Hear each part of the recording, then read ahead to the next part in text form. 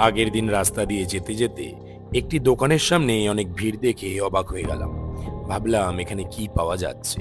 কৌতূহলবশত এগিয়ে গিয়ে লক্ষ্য করলাম এখানে পাওয়া যাচ্ছে লুচি তরকারি।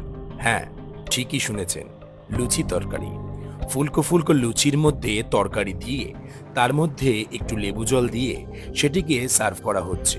আর কাতারে কাতারে মানুষ জনসংখ্যার জোয়ার নিয়ে এখানে ভিড় করেছে এই লুচি তরকারি খাওয়ার জন্য। কেউ কেউ আবার এই লুচি তরকারিকে ফুচকা ভেবে বসছে। যাই হোক, অনেকক্ষণ লাইনে দাঁড়ানোর পর ফাইনালি আমাদের হাতে দিয়ে দেওয়া হলো একটি পাতা। অনেকক্ষণ পাতা নিয়ে দাঁড়ানোর পর আমাদেরকে সার্ভ করে দেওয়া হলো লুচি তরকারি এবং ধনেপাতার চাটনি।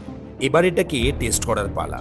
ক্যামেরাম্যানকে ক্যামেরা হাতে দিয়ে আমি এই লুচি তরকারির স্বাদ গ্রহণ করার জন্য লুচিটি মুখে দিলাম, কিন্তু লুচিটি গরম হওয়ার জন্য এবং আকৃতিতে অনেক বড় হওয়ার জন্য লুচিটি মুখে ঢুকছিল না।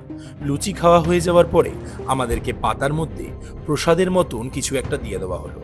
লুচি খেয়ে যাতে অম্বল না হয় তাই এখানে দেওয়া হচ্ছিল অম্বলের ওষুধ। তারপরে একটি লুচি আমি চেয়ে নিলাম।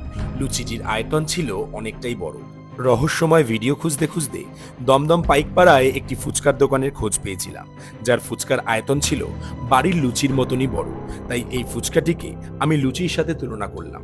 দমদম পাইকপাড়ায় এই দিনেশের লুচি ফুচকা কারা কারা খেয়েছো কমেন্ট করে জানিও। টাটা।